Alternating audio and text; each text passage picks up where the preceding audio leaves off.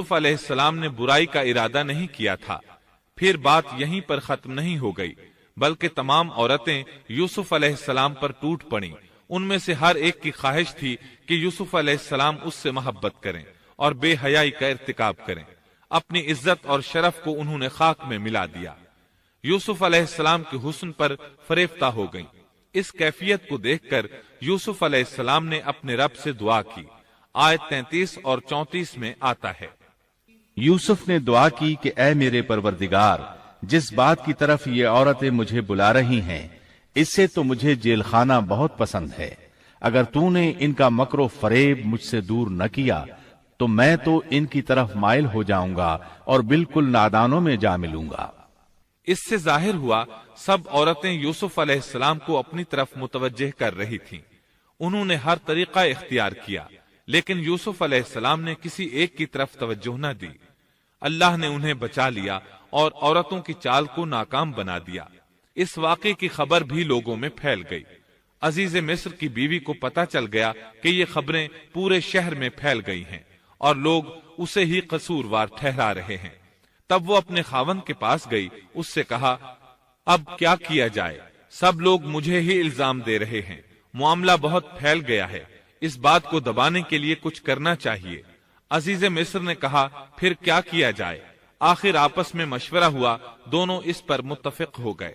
ابن عباس رضی اللہ عنہما فرماتے ہیں، انہوں نے یوسف علیہ السلام کو ایک گدھے پر سوار کیا اور ایک ڈھول والا ساتھ کر دیا اور یہ منادی کرائی کہ اس عبرانی غلام نے اپنی مالکہ کے ساتھ برائی کی کوشش کی ہے، لہٰذا اسے اس جرم کی پاداش میں جیل میں ڈالا جاتا ہے۔ گویا انہوں نے اپنے پر سے الزام ختم کرنے کا یہ منصوبہ سوچا۔ اس بارے میں اللہ آیت 35 میں فرماتے ہیں، پھر ان تمام نشانوں کے دیکھ لینے کے بعد بھی انہیں یہی مصلحت معلوم ہوئی کہ یوسف کو کچھ مدت کے لیے قید خانے میں رکھیں۔ انہوں نے یہ اس لیے کہا تاکہ یوسف علیہ السلام پر تہمت لگائی جا سکے۔ اس طرح یوسف علیہ السلام قید خانے میں آ گئے۔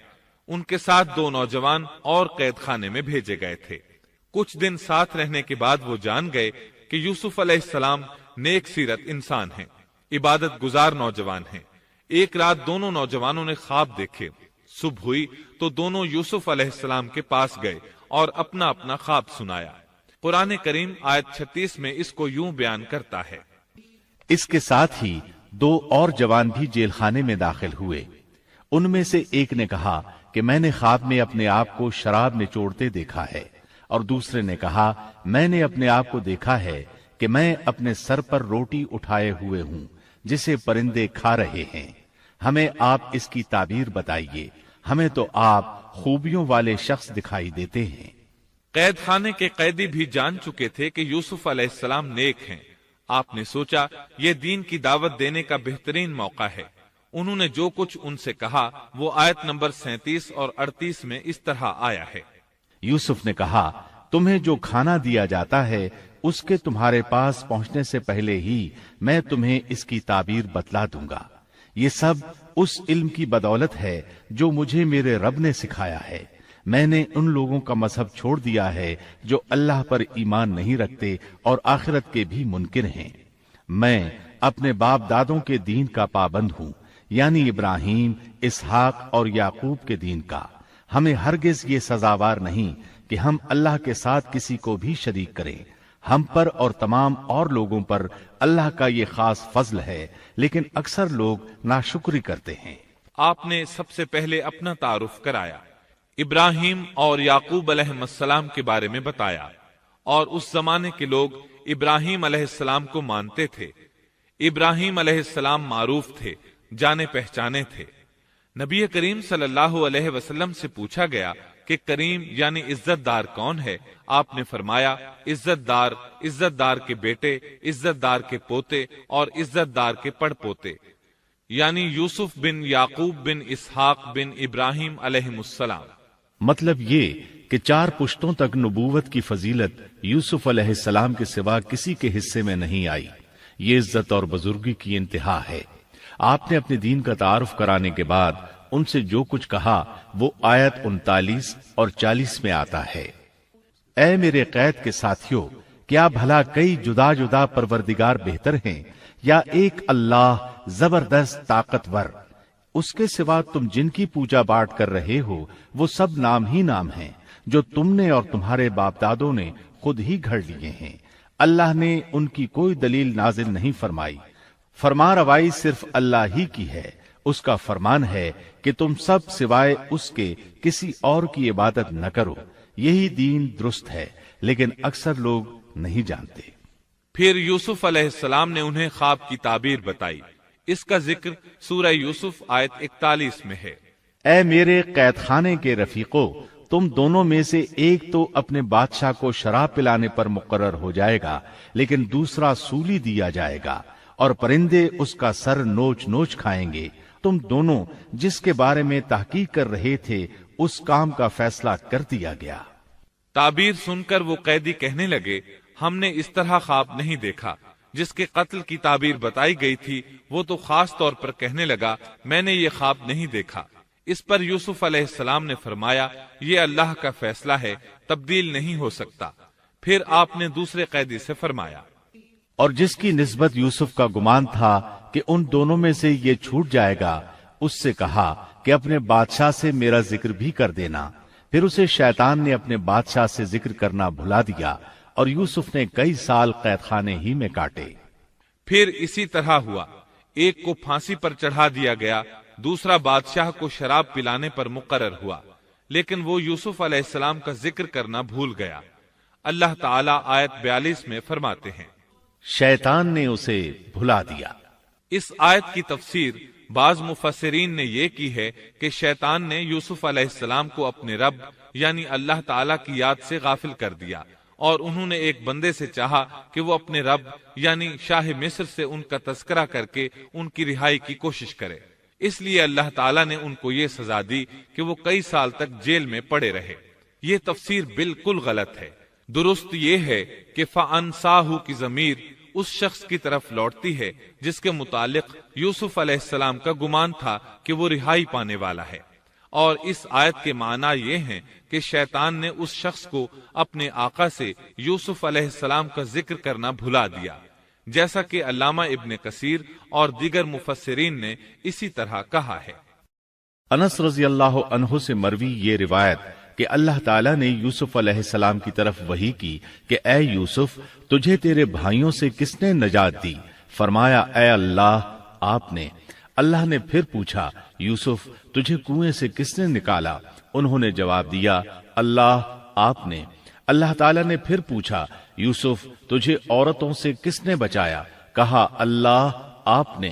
اب اللہ نے فرمایا، پھر اب اللہ کے سوا کسی اور سے نجات کیوں طلب کرتے ہو؟ یہ روایت عقل اور نقل دونوں کے خلاف ہے، کیونکہ تکالیف و مصائب سے خلاصی کے لیے دنیاوی اسباب اختیار کرنا جائز ہے، جیسا کہ سورۃ المائدہ میں اللہ تعالیٰ فرماتے ہیں کہ نیکی اور تقوی کے کاموں میں ایک دوسرے کا تعاون کرو، اور یوسف علیہ السلام کا رہائی پانے والے شخص سے اپنی رہائی کے متعلق بادشاہ سے بات کرنے کو کہنا اس آیت کے عین مطابق ہے، اور ایسا کرنا توکل علی اللہ کے خلاف نہیں۔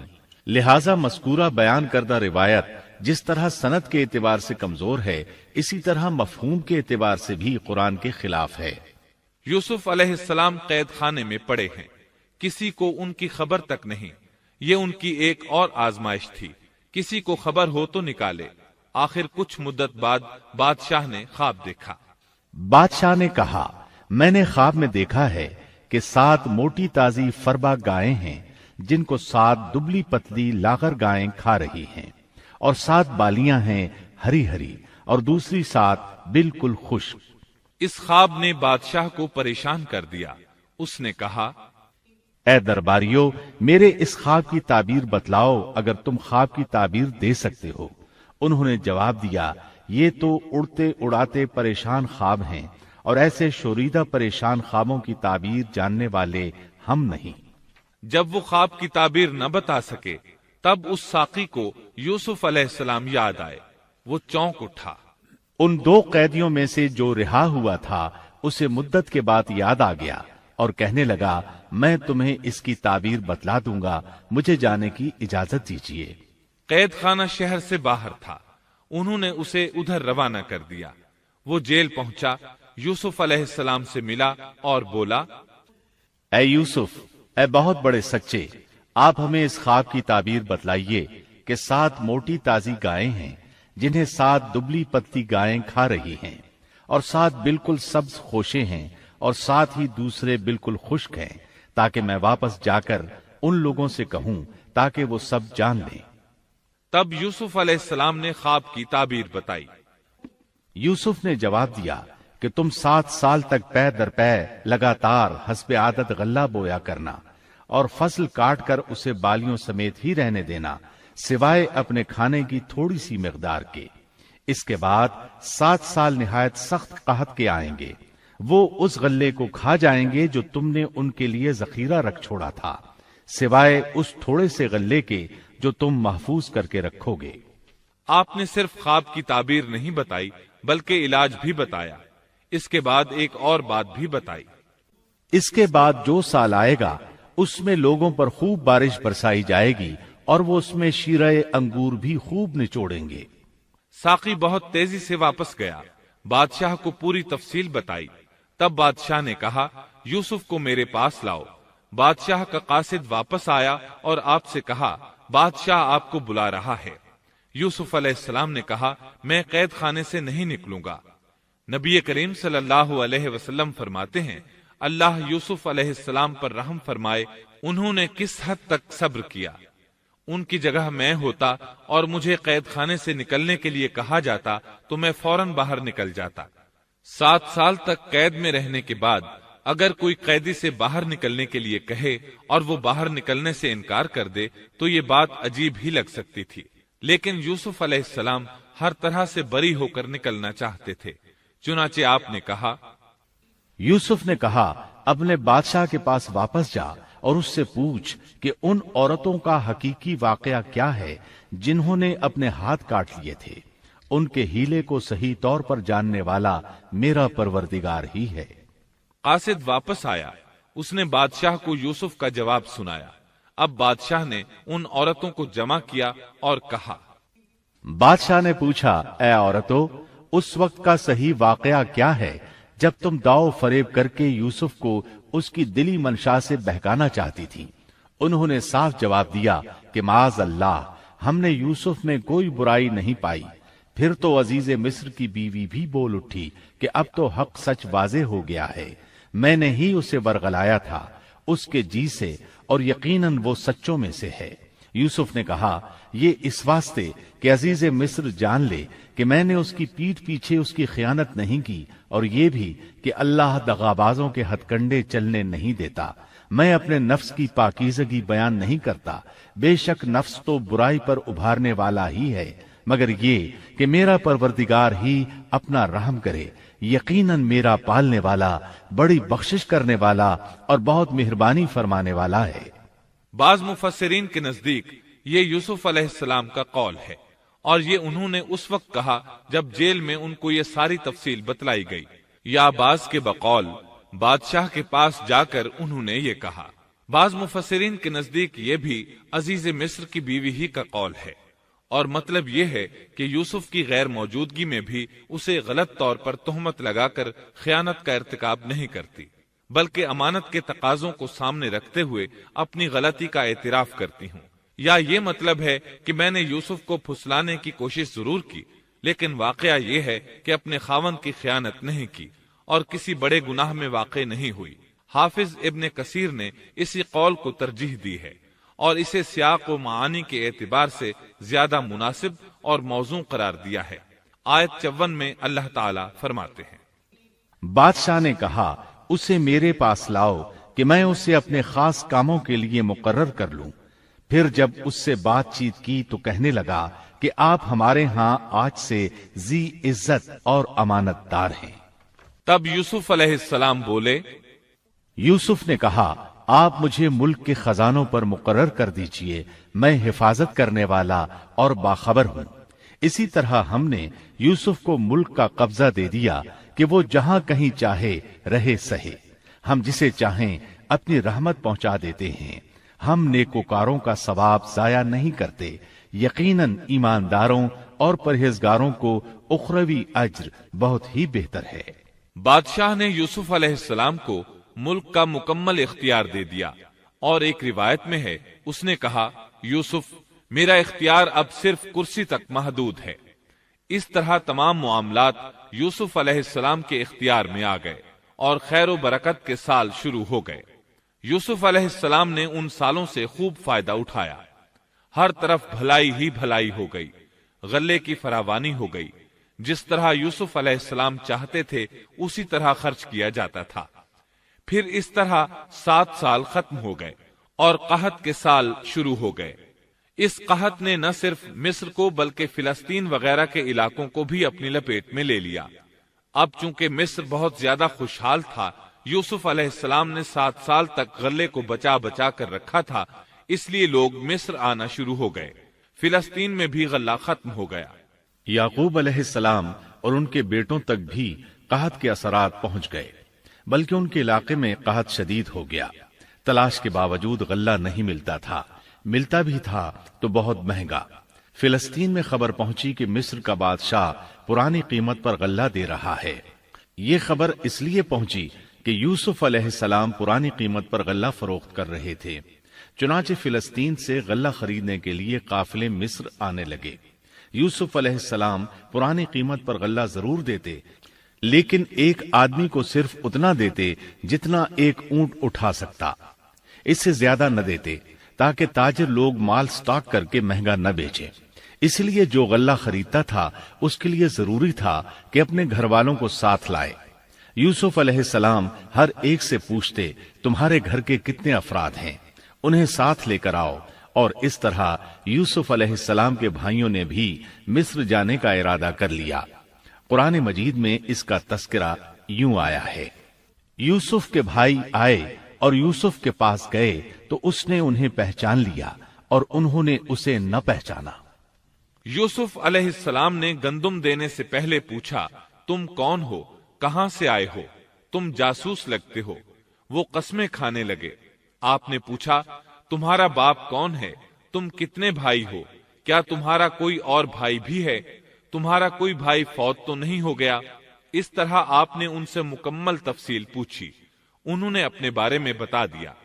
اور جب اس نے ان کے لیے سامان تیار کر دیا تو کہا کہ تم میرے پاس اپنے اس بھائی کو بھی لانا جو تمہارے باپ کی طرف سے ہے۔ کیا تم نے نہیں دیکھا کہ میں پورا ناپ کر دیتا ہوں اور میں ہوں بھی بہترین مہمانی کرنے والوں میں؟ آپ نے ان سے یہ بھی کہا، پس اگر تم اسے میرے پاس لے کر نہ آئے تو میری طرف سے تمہیں کوئی ناپ بھی نہ ملے گا، بلکہ تم میرے قریب بھی نہ پھٹکنا۔ انہوں نے کہا، اچھا، ہم اس کے والد سے تذکرہ کریں گے اور پوری کوشش کریں گے۔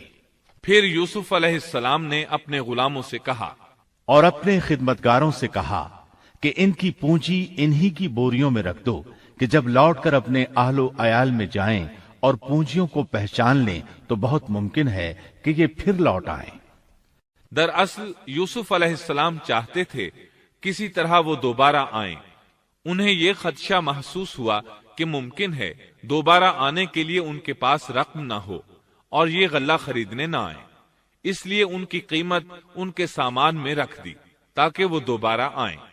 جب یہ گھر پہنچے تو سامان کھولنے سے پہلے باپ سے کہا، ہم سے تو غلے کا پیمانہ روک لیا گیا، اب آپ ہمارے ساتھ ہمارے بھائی کو بھیجیے کہ ہم پیمانہ بھر کر لائیں، ہم اس کی نگہبانی کے ذمہ دار ہیں۔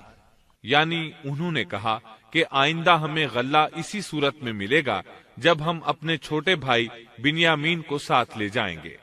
اس پر یعقوب علیہ السلام نے فرمایا، یعقوب نے کہا کہ مجھے تو اس کی بابت تمہارا بس ویسا ہی اعتبار ہے جیسا اس سے پہلے اس کے بھائی کے بارے میں تھا، بس اللہ ہی بہترین حافظ ہے اور وہ سب مہربانوں سے بڑا مہربان ہے۔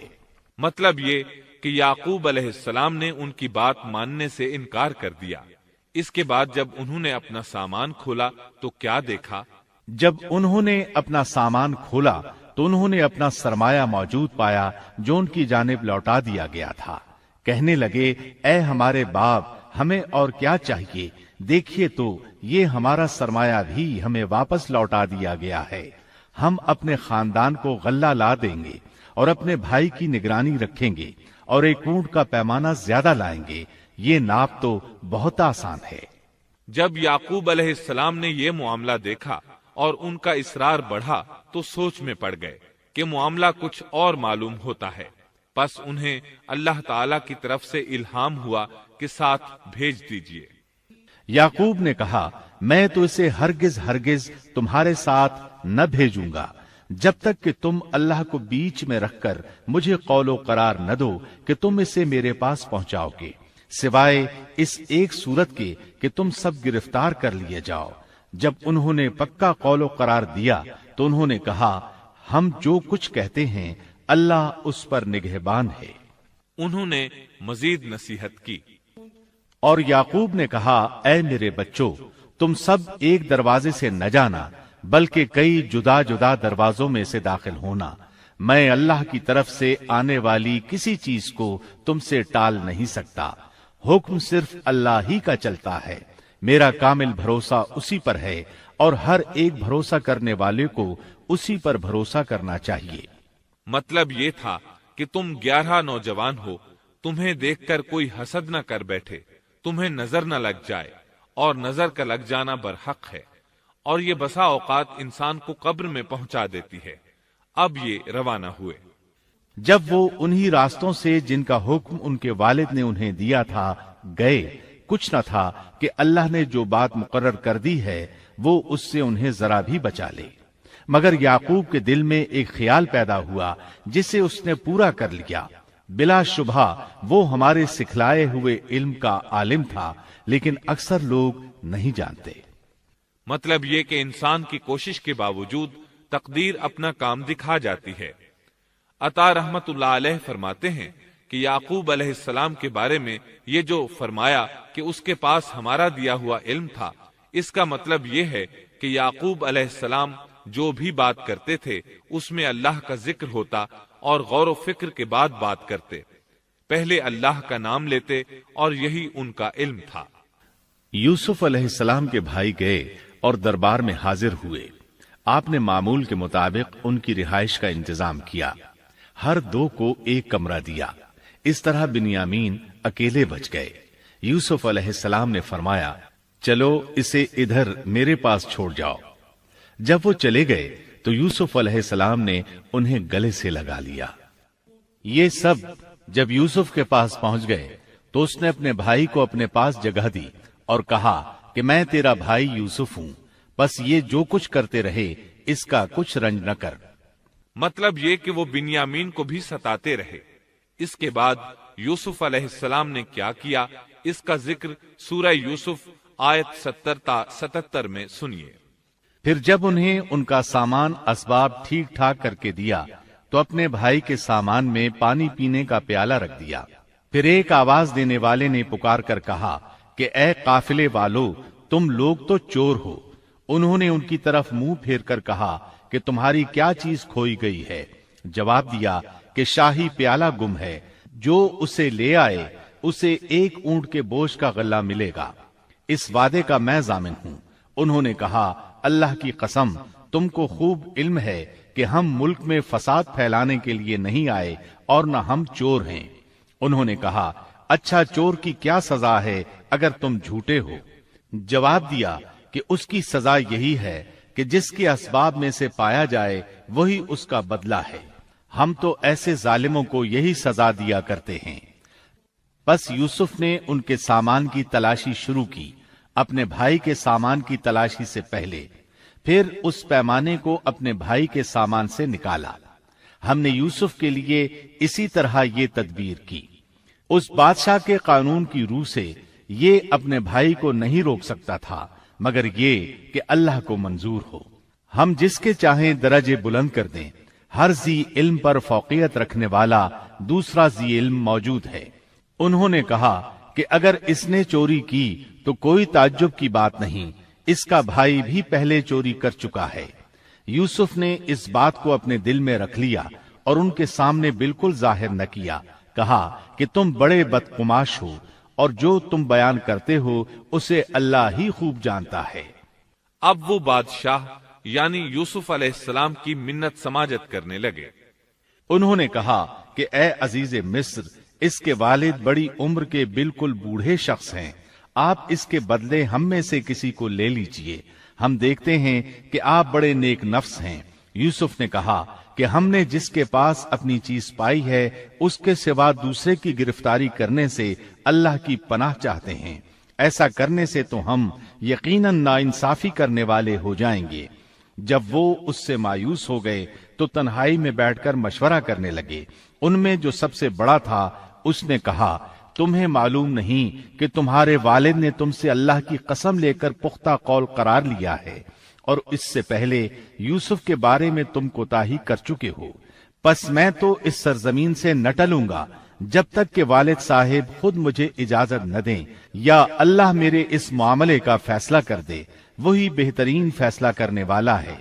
تم سب والد صاحب کی خدمت میں واپس جاؤ اور کہو کہ ابا جی، آپ کے صاحبزادے نے چوری کی اور ہم نے وہی گواہی دی تھی جو ہم جانتے تھے، ہم کچھ غیب کی حفاظت کرنے والے نہ تھے۔